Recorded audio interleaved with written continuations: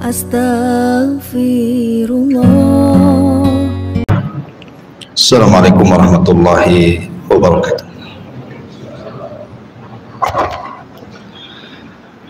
Alhamdulillah wassalatu wassalamu ala rasulillah wa ala alihi wa sahbihi wa mawalah wa la hawla wa la quwata illa billahi wa ba'du. Alhamdulillah, di malam hari ini kembali kita bisa duduk untuk bertalabul ilmi, dan kita masih melanjutkan kitab Syarhus Sunnah, di mana kita sudah masuk pada perkataan muallif rahimahullahu taala, "Fallaha Allah fi nafsika wa alayka bil athari wa ashabil athari wat taqlidi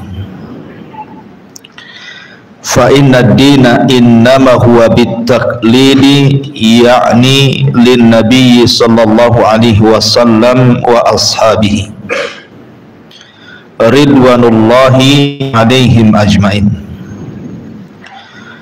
wa man qablana lam yada'una fi labsin faqallidhum wastarih wa la tujawizil athara wa ahlal athari."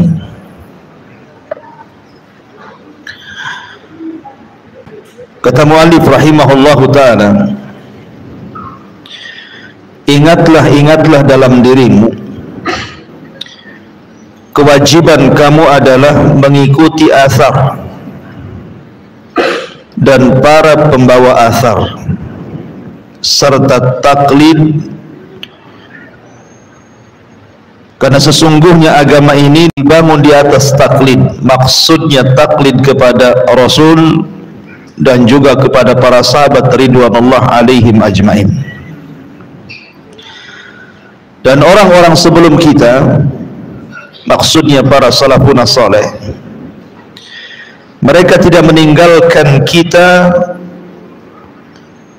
di dalam agama ini dalam kondisi samar, ketidakjelasan. Oleh karena itulah maka ikutilah mereka dan tenangkan hati dengan mereka, tetapi tidak boleh melampaui batas dari athar dan para pembawa athar. Ma'asyiral muslimin yang dimuliakan Allah Azza wa Jalla, maksud athar di sini artinya sunnah Nabi sallallahu alaihi wasallam dan hadis-hadis yang sahih. Baik, muallif rahimahullahu taala setelah sebelumnya menjelaskan kepada kita tentang bahaya orang melakukan bid'ah dan juga penyimpangan-penyimpangan terhadap sunnah,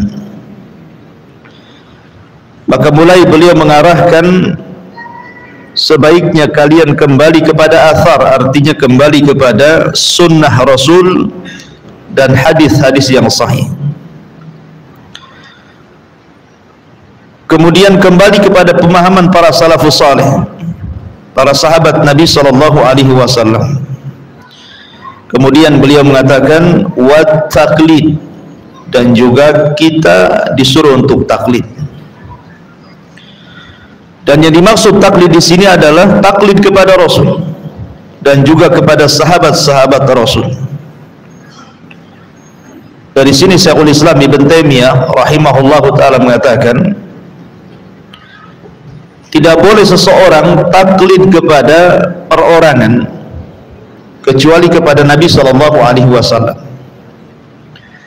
dan tidak boleh taklid kepada sebuah kelompok kecuali kepada para sahabat Nabi sallallahu alaihi wasallam, karena itulah yang mampu menjamin agama kita. Rasul, kemudian setelahnya para sahabat Rasul sallallahu alaihi wasallam. Alasannya di sini wa man qablana lam yada'una fi labsin, karena orang-orang sebelum kita, maksudnya Rasul dan juga para sahabatnya serta para ulama salafus saleh, mereka tidak pernah meninggalkan agama ini dalam kondisi samar. Artinya ada hal-hal yang perlu kita cari sendiri, tidak, bahkan sudah sempurna dan sudah dijelaskan. Makanya di sini beliau mengatakan faqallidhum wastari, cukup ikuti mereka saja dan istirahatlah dengan cara itu. Tetapi walaupun demikian, wala tujawizil athar, jangan melampaui batas dari apa yang sudah ditetapkan Nabi sallallahu alaihi wasallam wa ahlal athar, dan pembawa hadis Nabi sallallahu alaihi wasallam. Ma'asyiral muslimin yang dimuliakan Allah Subhanahu wa taala, kalau kita melihat fenomena jauhnya kita dari kehidupan Rasul, ada perkataan yang bagus sekali dari seorang alim min ulama'is salaf, Hasanul Basri rahimahullahu ta'ala. Dan Hasan al-Basri ini termasuk sayyidu tabi'in, pemimpinnya para tabi'in. Apa kata Hasan al-Basri? Lau anna rajulan adraka as-salaf al-awwal thumma bu'itha al-yawma ma urifa minal islami syai'an, qala wa wada'a yadahu ala khaddihi thumma qala illa hadhihi as-salah. Kata Hasan al-Basri rahimahullahu ta'ala, kalau seandainya seseorang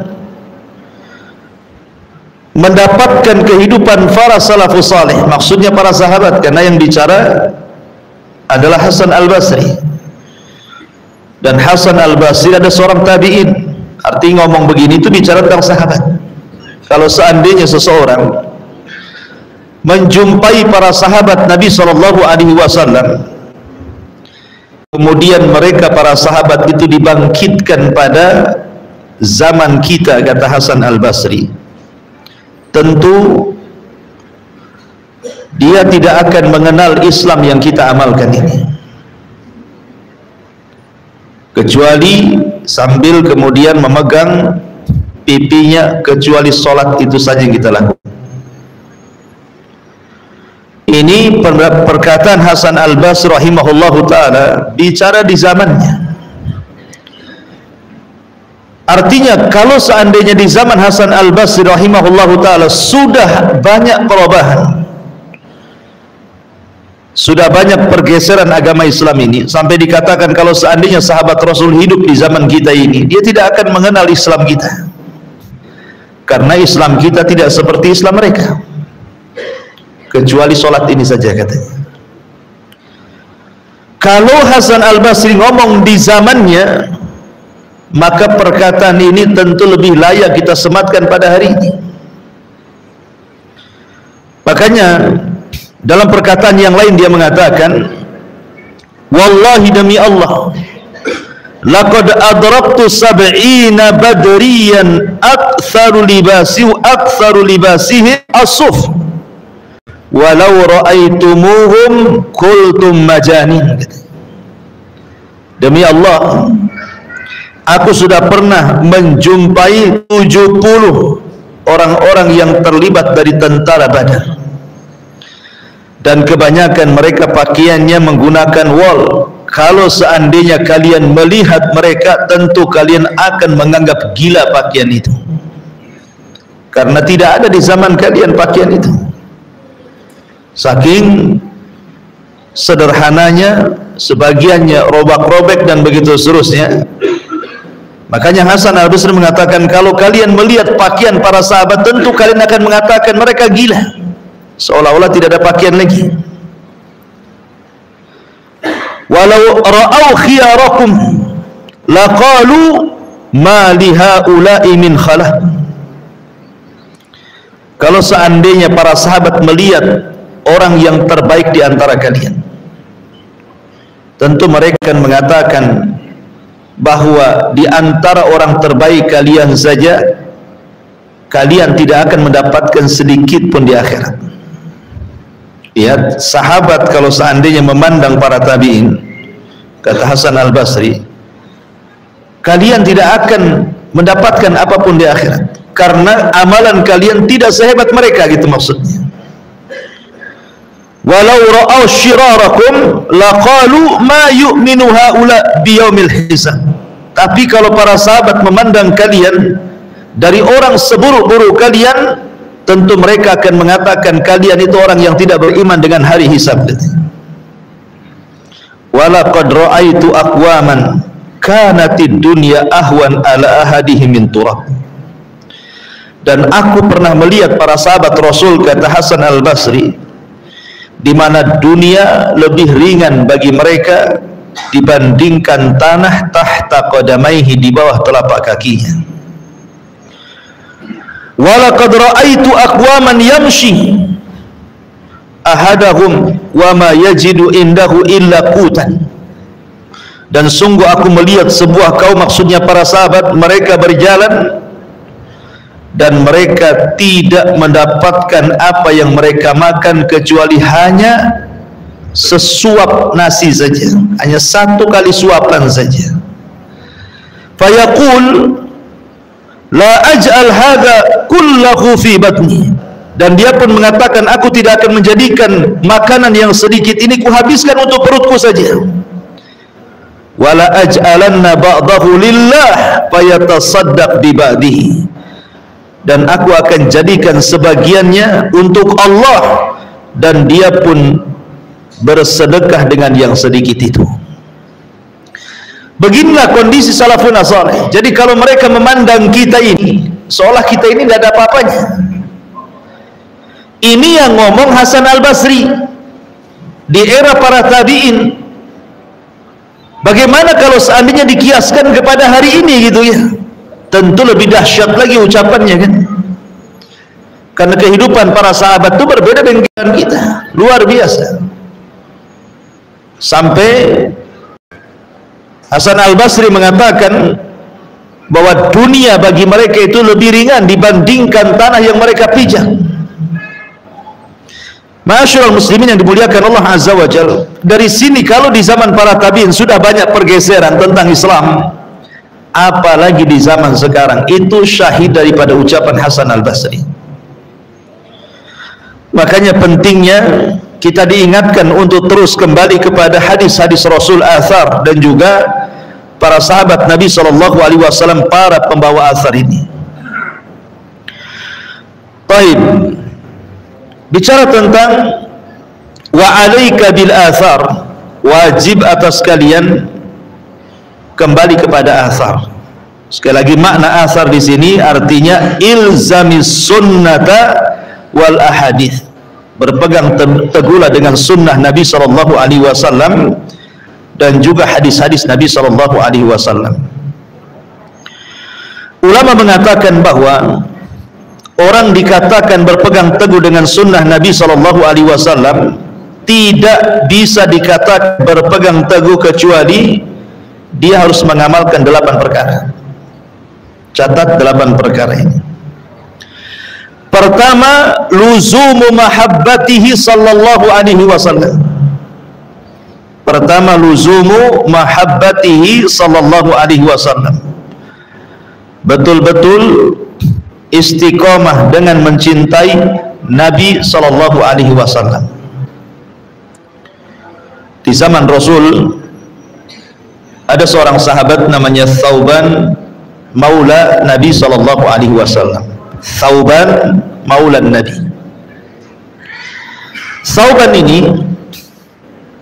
adalah orang yang sangat mencintai Nabi sallallahu alaihi wasallam. Kalau satu hari tidak memandang Rasul, bisa sakit dia. Satu hari saja dia tidak memandang wajah Nabi sallallahu alaihi wasallam, maka dia akan sakit. Qadar Allah, suatu hari Rasul sallallahu alaihi wasallam sedang safar. Thauban tidak tahu. Kemudian dia kehilangan Rasul beberapa hari. Setelah Nabi SAW menghilang safar, kemudian pulang safar, dia tidak melihat Thauban yang biasa mondar-mandir dan juga mengucapkan salam kepadanya, sehingga dia bertanya, aina Thauban, di mana Thauban? Kemudian dikatakan, marido Thauban ya Rasulullah, Thauban sedang sakit wahai Rasul. Maka Nabi SAW akhirnya mencari Thauban ke rumahnya, dan betul ditinggal beberapa hari saja sudah kurus, sakit, tak bisa makan, tak bisa minum. Jadi Nabi SAW bertanya kepada Thauban, wa ma sya'nuka ya Thauban, ada apa dengan kau wahai Thauban, kenapa kau seperti ini? Maka Thauban kemudian dengan sedih mengatakan, ya Rasulullah, sesungguhnya aku sangat mencintai kamu, sehari saja tidak menatap wajahmu aku bisa sakit. Kemudian Nabi SAW mendengarkan ucapan Thauban. Kata Thauban, ya Rasulullah, tadzakkartu yaumal qiyamah, aku teringat dengan hari kiamat. Ya Rasulullah, kalau seandainya Allah Subhanahu wa ta'ala memasukkan engkau ke dalam sorga, begitu juga Allah takdirkan Allah masukkan aku ke dalam sorga, tentu sorga kita akan berbeda. Tentu engkau akan ditempatkan di sorga yang paling tinggi, sementara aku ditempatkan di sorga yang paling rendah. Mungkinkah aku bisa menatap wajahmu dan berjumpa dengan kamu?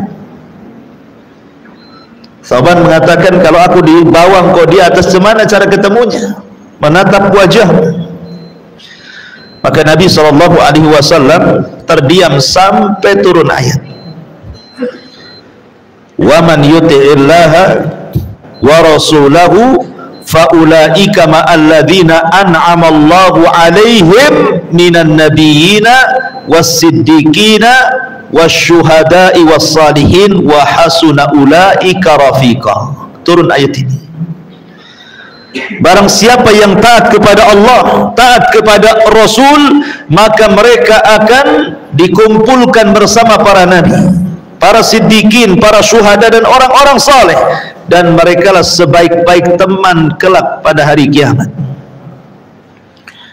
Artinya buah kecintaan Thauban akan dikumpulkan bersama Nabi SAW di sorga.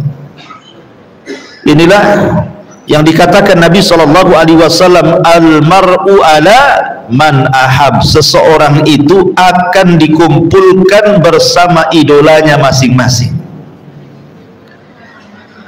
Makanya kenapa Nabi SAW ketika bicara tentang khuturah tarkis salat, bahaya meninggalkan salat, kata Nabi SAW, siapa yang meninggalkan salat, maka mereka akan dikumpulkan bersama Qarun, bersama Fir'aun, bersama Haman, dan bersama Ubay ibn Khalaf. Kenapa yang disebut 4 orang ini? Orang yang meninggalkan sholat nanti pada hari kiamat akan dikumpulkan dengan 4 orang ini, dan jelas yang namanya 4 orang ini pasti masuk neraka. Artinya orang-orang yang meninggalkan sholat itu akan dikumpulkan di neraka pertama bersama Qarun, karena ada kemiripan antara Qarun dan orang yang meninggalkan sholat. Maksudnya apa? Sebab orang meninggalkan sholat itu karena kesibukan mengurus harta. Kebanyakan orang mengurus harta lupa sholat. Kemudian dikumpulkan bersama Fir'aun. Kenapa kemudian Fir'aun yang menjadi permisalan di sini? Karena biasanya orang yang tidak sholat itu disibukkan karena kekuasaan. Orang kalau sudah berkuasa biasanya sibuk dengan kekuasaannya, lupa dia sholat. Kemudian dicontohkan dengan Haman. Haman itu perdana menteri Fir'aun. Artinya orang-orang yang berada di sekeliling penguasa, mereka akan sibuk, menteri-menteri bahasa kitanya, sibuk untuk menjilat para penguasa sehingga mereka lupa sholat. Kemudian dicontohkan dengan Ubay ibn Khalaf, karena Ubay ini pedagang handal di zaman jahiliyah. Karena di antara orang yang melupakan sholat itu karena sibuk dengan perniagaan. Maka disebutkan 4 orang ini. Lah ketika Nabi SAW mengatakan mereka bersama Fir'aun, bersama Qarun, bersama Haman, bersama Ubay ibn Khalaf, menunjukkan bahwa al-mar'u alaman orang itu akan bersama idolanya pada hari kiamat. Makanya seorang sahabat datang kepada Nabi SAW bertanya soal kiamat. Rasul, kapan kiamat itu? Rasul tidak mau menjawab. Rasul, kapan kiamat? Rasul tak mau menjawab. Rasul, kapan kiamat? Rasul tak mau menjawab. Akhirnya Nabi SAW kemudian melirik kepada orang yang bertanya itu dan mengatakan, wa ma'a'dadta laha, dari tadi kau tanya kapan kiamat, kapan kiamat, kapan kiamat, apa yang kau sudah siapkan untuk kedatangan kiamat itu? Jadi Nabi SAW membalik tanya gitu, emang apa yang kau siapkan? Dari tadi kau tanya kapan kiamat itu. Maka sahabat ini mengatakan, la syai'a ya Rasulullah, aku tidak memiliki apapun perbekalan untuk menjelang kiamat wahai Rasul. Walakinni, kata dia, akan tetapi wahai Rasul, inni uhibbullaha wa rasul, aku sangat mencintai Allah dan Rasulnya. Apa kata Rasul? Anta ma'aman ahbab, kalau begitu engkau bersama orang yang kau cintai, engkau bersama orang yang kau idolakan. Maka hati-hati cari idola di dunia ini. Ma'asyiral muslimin yang dimuliakan Allah, ini yang pertama, bahwa orang dikatakan iqtida,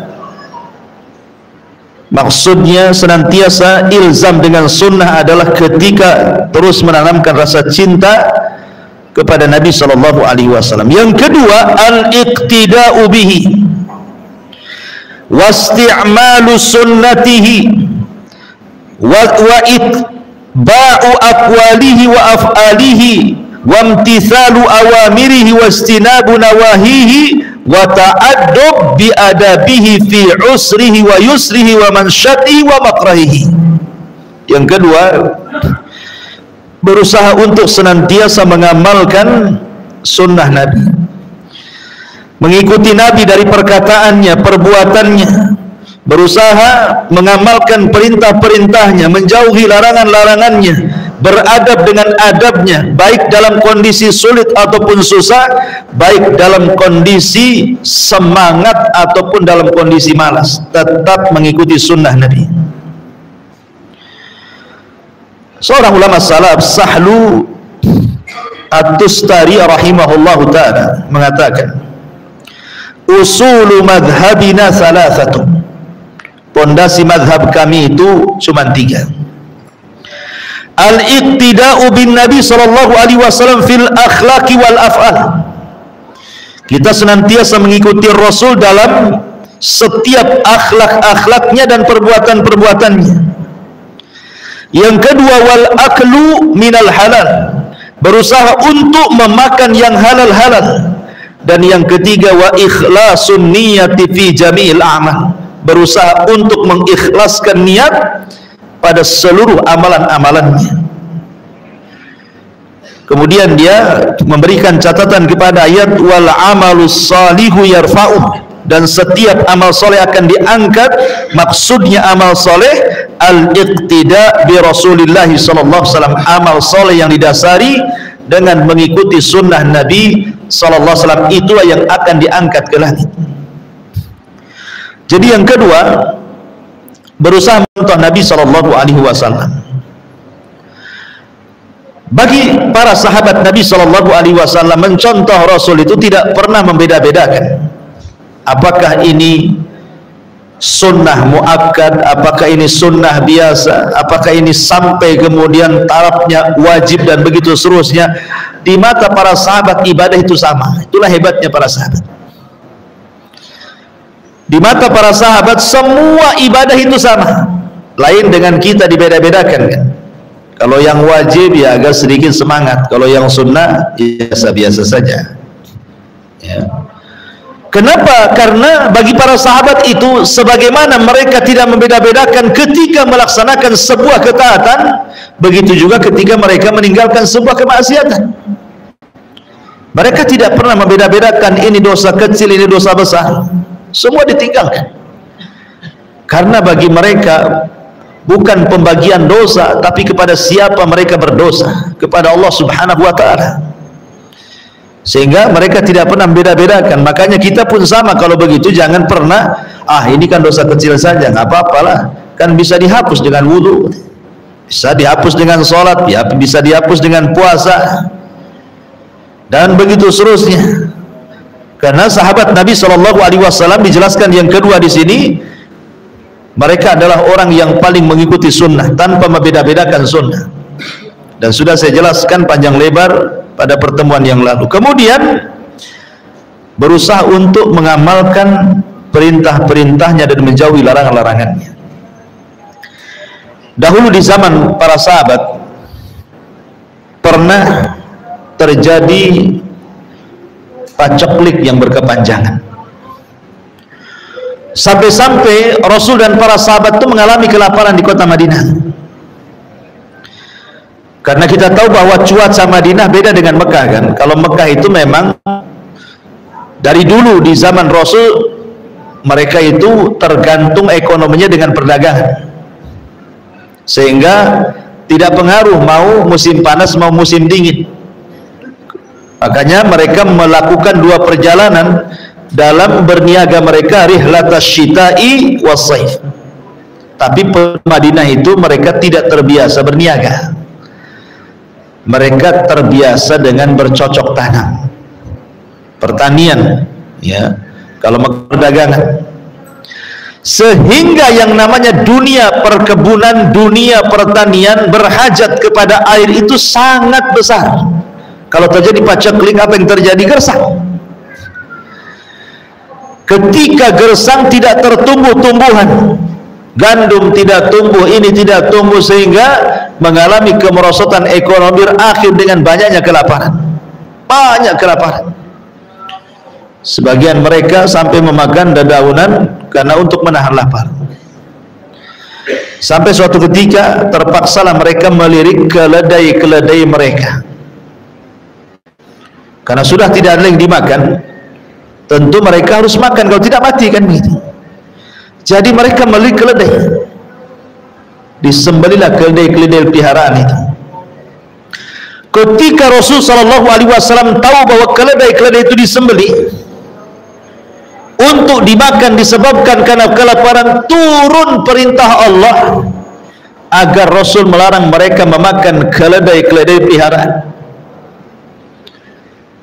Akhirnya ketika betul-betul mereka menyembelih keledai dan siap santap, tinggal makan saja, tiba-tiba Rasul mengutus seseorang untuk memberitahu para sahabat Allah dan Rasulnya telah mengharamkan keledai peliharaan. Karena keledai peliharaan itu dianggap khobath, dianggap jorok bahasa kitanya, nggak boleh dimakan. Akhirnya terpaksalah para sahabat itu membuang periuk-periuk mereka, menumpahkan daging-daging keledai, dan tidak ada satupun sahabat yang memakannya. Padahal ketika itu mereka dilanda dengan kelaparan yang luar biasa. Ketika syariat mengharamkan keledai peliharaan, tidak ada yang dimakan, dibuang. Padahal dalam kondisi lapar sekali itu. Ini menunjukkan bagaimana mereka ketundukan. Kalau sudah Rasul memerintahkan ataupun melarang, bagi mereka itu sami'na wa ata'na. Sama dengan ketika pengharaman khamar umpamanya. Anas ibn Malik radhiyallahu an, ketika datang pengharaman khamar itu sedang berada di rumah Abu Talha radhiyallahu an, membantu Abi Talha untuk menjamu tamunya, menghidangkan minuman-minuman khamar. Karena di zaman itu khamar belum dilarang, boleh diminum, bahkan menjadi minuman kebanggaan para sahabat untuk menjamu tamu khamar itu. Tiba-tiba ketika kemudian Anas menuangkan khamar itu untuk diminum, datanglah penyeru dari luar. Kemudian Abi Talha ngomong sama Anas, "Ya Anas, ukhruj fasma madza yaqulul munadi yunadi." Anas, kau lihat keluar sana, itu ramai sekali di luar itu, ngomong apa tuh? Akhirnya kata Anas, fa kharajtu, aku pun keluar, fa idza sami'tu munadiyan yunadi ala wa innal khamra qad khurrimat. Kata Anas bin Malik radhiyallahu an, ketika aku keluar, aku mendengar seorang penyeru menyerukan bahwa khamr sudah diharamkan selamanya. Dan turun ayat innamal khamru wal maisir wal ansab wal azlamu rizqun min amali syaitan fajtanibuhu la'allakum tuflihun. Turun ayat ini, pengharaman khamar secara abadiyah. Pulang Anas ngomong sama Abu Talha dan mengatakan, ya Aba Talha, innallaha wa rasulahu qad harramal khamra, sesungguhnya Allah dan Rasulnya sudah mengharamkan khamar. Maka tiba-tiba khamar yang sudah dihidangkan di tangan-tangan para sahabat langsung dituang-tuangkan ke depan pintu-pintu ganggang kota Madinah, sampai perawi hadis mengatakan hatta salat syawari al-Madinah, sampai ganggang kota Madinah itu banjir dengan khamar yang ditumpahkan dari rumah-rumah para sahabat Nabi SAW. Karena mereka ingin apa? Imtithal li amrillahi wa rasul, berusaha untuk mencontoh perintah Allah dan Rasulnya.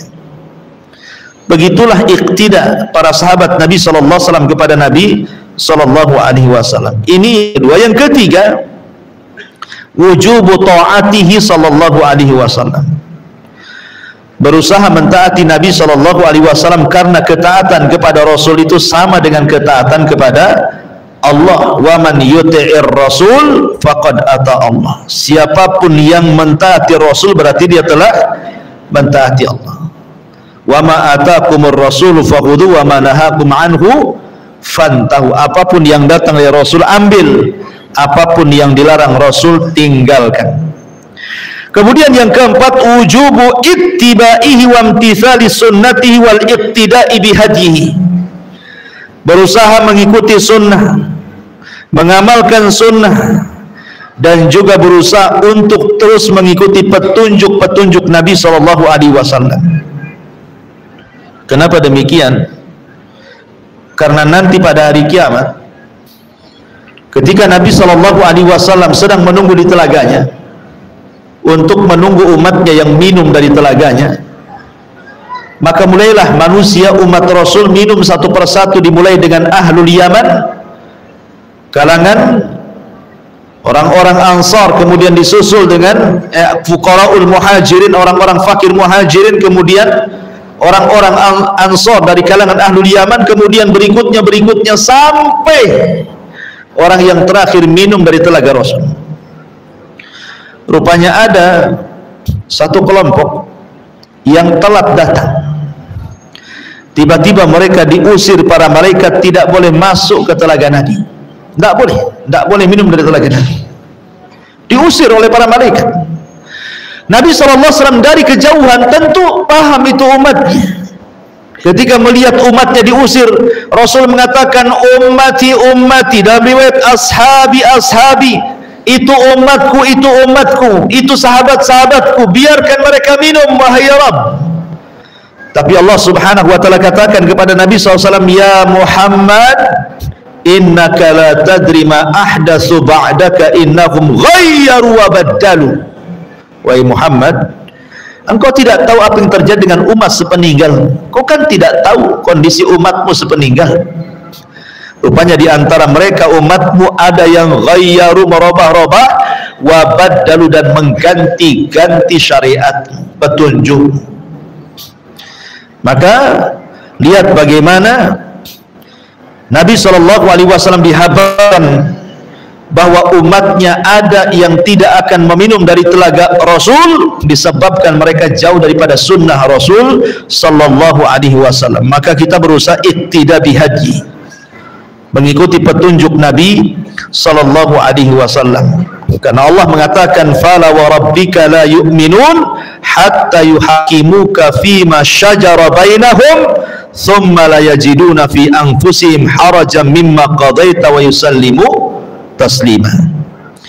Fala wa rabbika, Sekali-kali lebih demi Rabbmu, mereka tidak akan dikatakan beriman sampai mereka menjadikan dirimu hakim terhadap apa yang mereka berselisih di dalamnya.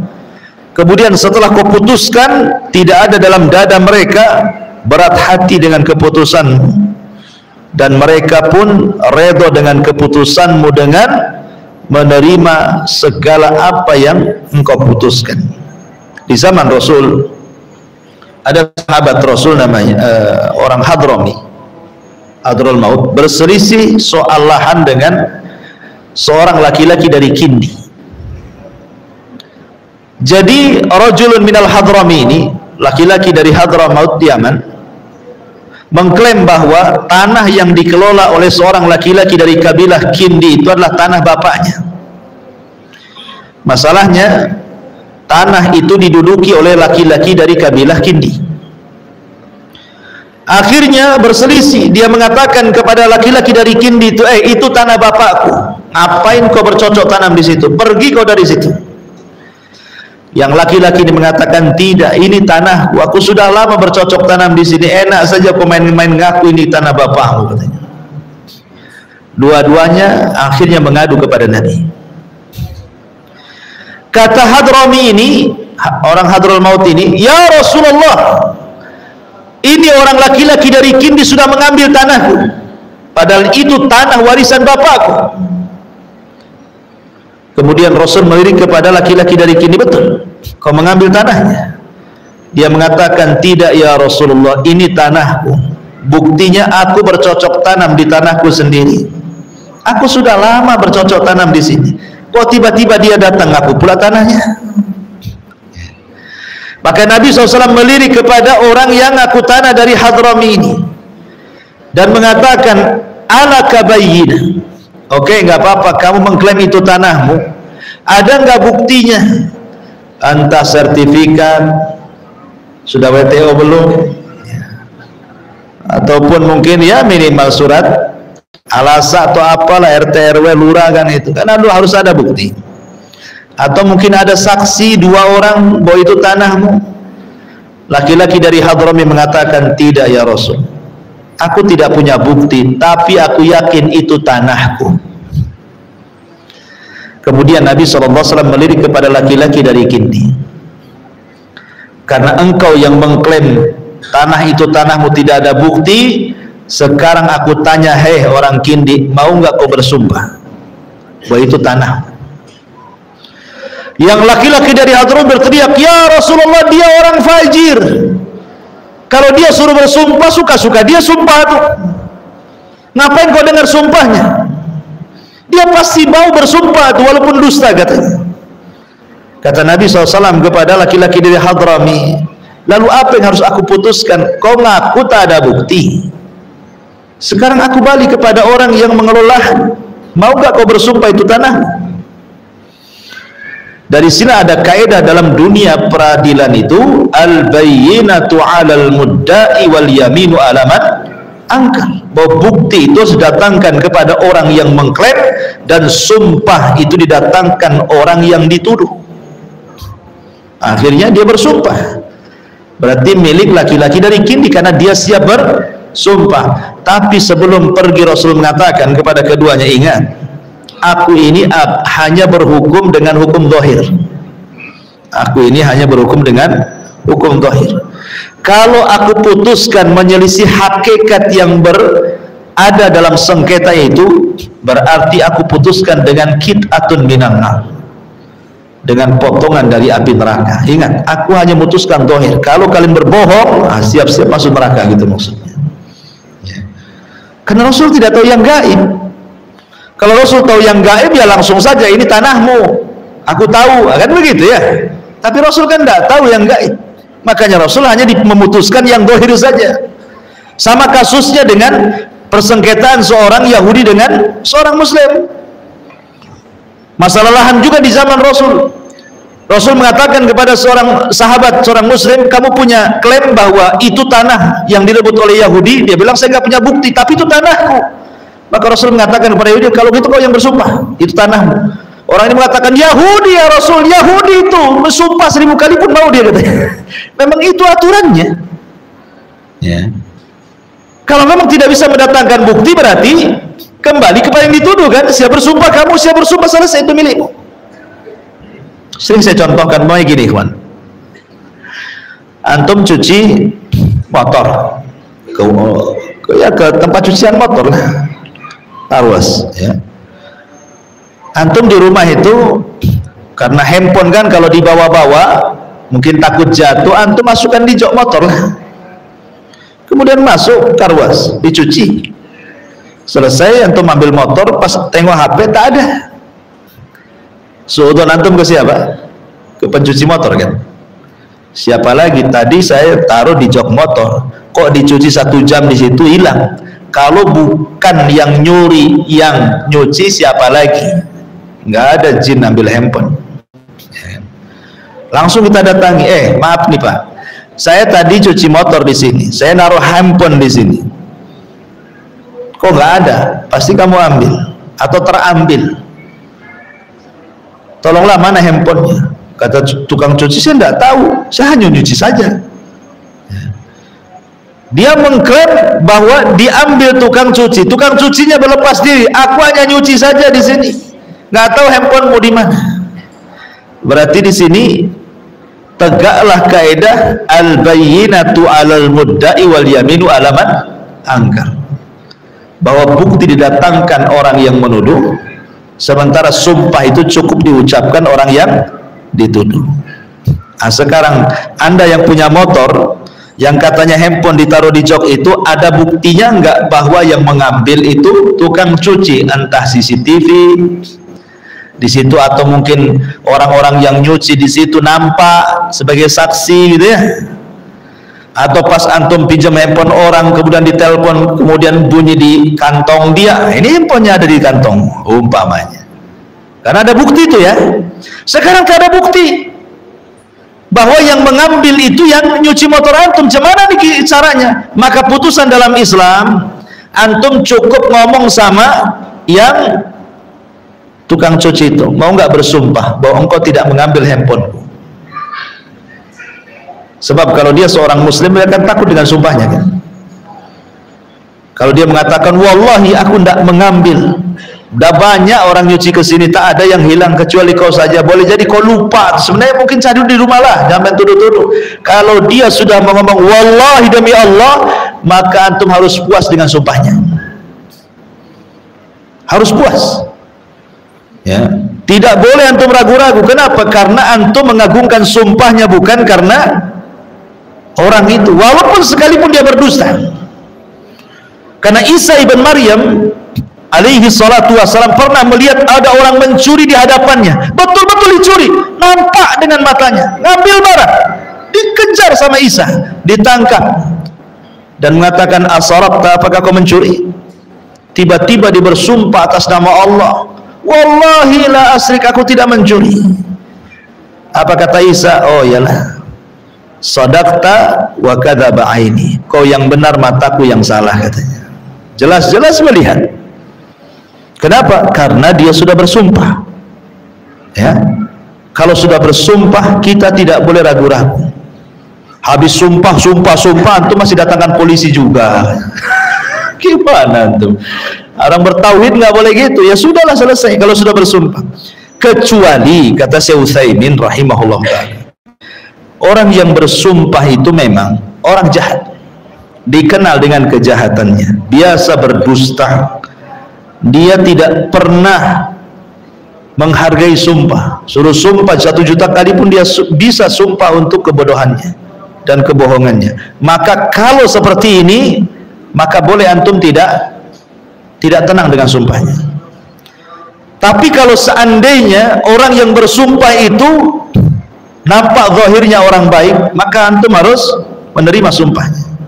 Ataupun walaupun 50-50 nih, nampaknya 50% benar, 50% tak benar nih, nah, tetap antum harus terima sumpahnya. Kecuali kalau lewat di atas 50%, antum tidak yakin dia sumpahnya benar, boleh antum tidak terima. Ini kata Syekh Utsaimin rahimahullah ta'ala. Syahidnya adalah tadi tentang kisah seorang laki-laki dari Hadrami, dia langsung menerima putusan Nabi kan. begitulah, harus menerima putusan Nabi. Kemudian yang nomor 5, tarku mukhalafati amrihi wa tabdil sunnatihi. Jangan sampai menyelisihi perkara Nabi sallallahu alaihi wasallam ataupun merubah-rubah sunnah Nabi sallallahu alaihi wasallam. Karena umat di akhir-akhir ini, ikhwan, sudah terlampau banyak pergeseran-pergeseran dalam agama ini. Seperti contohnya, dulu saja belum ada handphone. Kita lihat di yang punya mobil gitu kan, kadang-kadang kaset-kaset musik itu, piringan-piringan itu jauh lebih banyak isinya dibandingkan kaset yang ada murotalnya, ya kan? Kan kalau dulu kan di mobil-mobil itu kan kaset piringan banyak, orang-orang dibungkus, ditaruh di otak gitu. Apakah itu mobil angkot atau apalah kan, atau mobil pribadi, yang di dalam mobil itu isinya mesti musik. Itu belum ada handphone tuh ya. Sekarang sudah ada handphone kan. Saya yakin bahwa aplikasi Al-Quran dalam handphone, di handphone antum itu saya nggak yakin kalau ada paling depan itu. Boleh jadi tidak ada, butuh tinggal download di Play Store aja kan. Tapi kalau YouTube itu wajib ada di depan, Facebook wajib ada di depan, Instagram wajib ada di depan. Kenapa? Karena di situ ada marketplace, COD, semua dunia di isinya kan handphone. Artinya udah ada pergeseran kan di sini, ya. Seolah-olah apa? Dunia lebih dikedepankan dibandingkan Allah Subhanahu wa taala. Nah, kalau seandainya Quran saja bisa tidak dikedepankan daripada yang lain, cemana pula masalah sunnah Nabi. Sudah azan dulu aja. Ya, silakan. Nanti lanjutkan sedikit.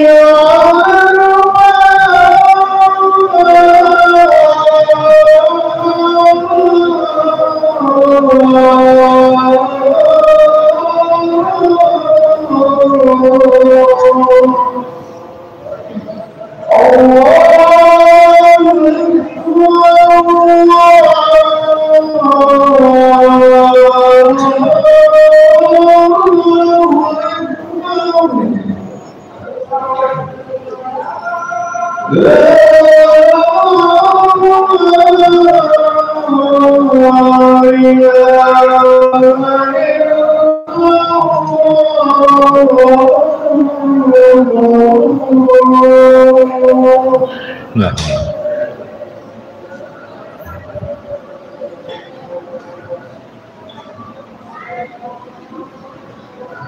Taib. Ya, yang ke nomor 5, tarku mukhalafati amrihi wa tabdil sunnatihi, berusaha tidak menyelisihi setiap perintahnya dan tidak mengganti-ganti sunnahnya. Allah Subhanahu wa taala berfirman dalam surah Nur 63, falyahdharil ladzina yukhalifuna an amrih an tusibahum fitnah aw yusibahum adzabun alim. Maka hati-hatilah hei orang-orang yang menyelisih akan perintah Rasul, ditimpa kepada mereka fitnah atau ditimpa kepada mereka azab yang sangat pedih. Ma'asyiral muslimin yang dimuliakan Allah Azza wa Jalla, Al-Imam Ahmad ibn Hanbal rahimahullahu ta'ala ketika memberikan catatan kepada surah Nur ini, apa kata beliau? Ajibtu liqaumin araful isnada wa sihhatahu yadhhabuna ila ra'yi Sufyan wallahu yaqul falyahdharil ladzina yukhalifuna an amrih an tusibahum fitnah aw yusibahum adzabun alim. Atadri mal fitnah? Al fitnatu asyirku la'allahu idza radda ba'dha qawlihi an yaqa fi qalbi syai'un minaz zaigi fayahlik. Kata Imam Ahmad ibn Hanbal rahimahullahu ta'ala, aku sangat heran dengan sebuah kaum yang paham tentang sanad-sanad hadis dan sahihnya. Mereka mengambil pendapat Sufyan Ats-Tsauri, sementara Allah Subhanahu wa taala berfirman, hati-hati orang-orang yang menyelisih akan perintah Rasul, perkara Rasul ditimpa kepada mereka fitnah atau adab yang pedih.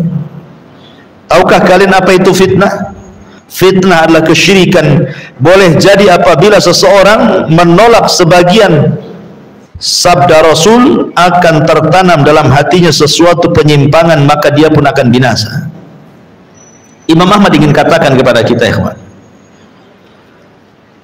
kalau Quran itu kan tidak usah diteliti ya, karena semua Quran itu pasti mutawatir. Tidak ada satu ayat ini hasan, ini sahih, ini dhaif, ini maudhu, tidak perlu. Semua Quran itu sahih. Tidak ada penelitian dalam Quran, karena sepakat Quran itu mutawatir. Tapi kalau hadis itu kan masih diteliti oleh para ulama kan. Makanya ada hadis sahih, ada hadis hasan, ada hadis dhaif, bahkan ada hadis maudhu, bahkan ada ilmunya, ada ilmu rijal, ilmu ilal, dan begitu seterusnya, untuk sampai ke derajat mampu membedakan ini hadis sahih, ini hadis tidak sahih. Nah, di zaman Imam Ahmad itu, kata Imam Ahmad, aku heran dengan sebuah kaum yang mereka luar biasa pengetahuannya, mampu menyelami tentang ilmu-ilmu rijal, ilmu-ilmu ilal, sehingga mereka bisa membedakan dengan ilmu yang mereka miliki, ini hadis sahih, ini tidak. Tetapi artinya derajat mereka sudah sampai ke derajat talabul ilmi. Kan hanya orang-orang yang betul-betul talabul ilmi kan yang tahu tentang ilmu ini. Kalau hanya sekedar talabul ilmi jiping kayak kita ini ya, ngaji kuping gitu ya, tidak bisa lah. Maksudnya ini kan tingkatannya sudah orang duduk di maktabah kan, orang-orang yang dikatakan Imam Ahmad ini. Kata Imam, aku heran ada orang yang sudah diberikan pengetahuan tentang ilmu hadis, mampu membedakan hadis ini sahih, hadis ini tidak sahih. Bukannya mereka berdalil dengan hadis yang mereka teliti, tapi mereka masih mengambil pendapatnya Sufyan Ats-Tsauri. Kenapa Imam Ahmad mengatakan Sufyan Ats-Tsauri?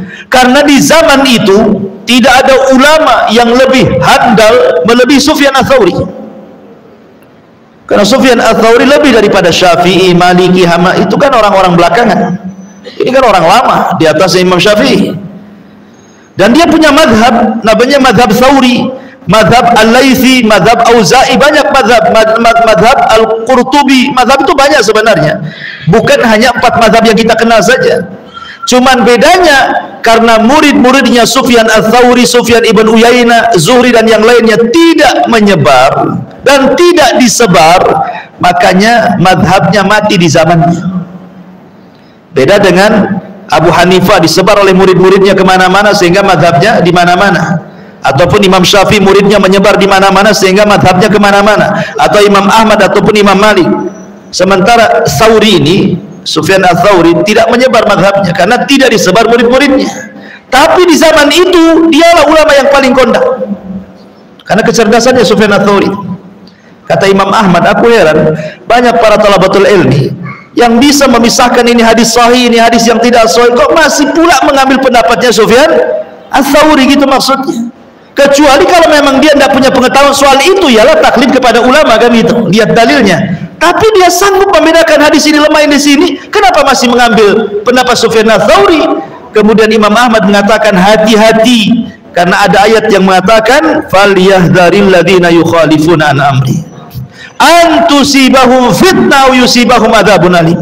Hati-hati kalian, jika menyelisih perkara Rasulnya, perintah Rasulnya, akan ditimpakan kepada kalian fitnah.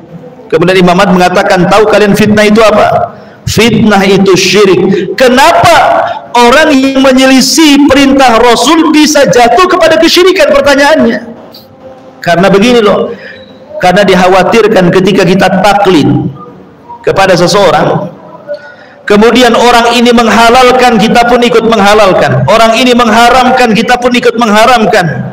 Pada Allah dan Rasulnya tidak demikian.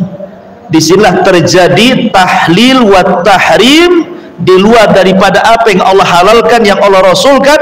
Akhirnya dia pun menjadi musyarri, seolah-olah pembuat syariat yang tidak diizinkan Allah untuk membuatnya. Maka di sini persis seperti firman Allah, ittakhadhu ahbarahum wa ruhbanahum arbaban min dunillah. Mereka orang-orang Yahudi dan Nasrani itu mengambil padri dan rahib mereka sesembahan selain daripada Allah. Adi bin Hatim bertanya, Rasul, saya mantan Nasrani dan saya mantan pendeta, tidak ada orang yang mbah saya dengan sujud dan juga ruku. Kata Rasul, ya memang tidak sujud dan ruku, tapi bukankah apabila pendeta mereka menghalalkan yang Allah haramkan, pengikutnya mengikuti pendapat pendetanya? Apabila pendetanya mengharamkan yang Allah halalkan, sama semua pun mengikuti pendetanya, bukan mengikuti pendapat Allah. Kata Adi bin Hatim, ya, maka kata Rasul, begitulah cara mereka menyembah pendeta itu. Terjadi kesyirikan. Makanya taklid ini bahaya, karena bisa menjerumuskan apa? Menjadikan orang yang kita taklidi Tuhan selain daripada Allah Subhanahu wa ta'ala.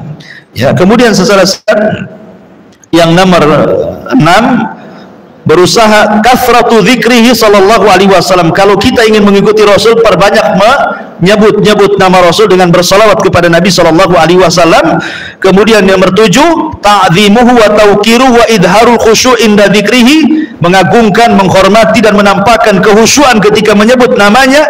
Dan yang terakhir, mahabbatuhu liman ahabban Nabiy sallallahu alaihi wasallam wa bughdun liman abghadahu sallallahu alaihi wasallam. Kita harus cinta kepada orang yang mencintai Rasul, dan kita harus membenci kepada siapapun yang membenci Nabi sallallahu alaihi wa ala alihi wasallam. Subhanakallah bihamdika asyhadu an la ilaha illa anta astaghfiruka wa atubu ilaik. Allahu ta'ala. Assalamualaikum warahmatullahi wabarakatuh.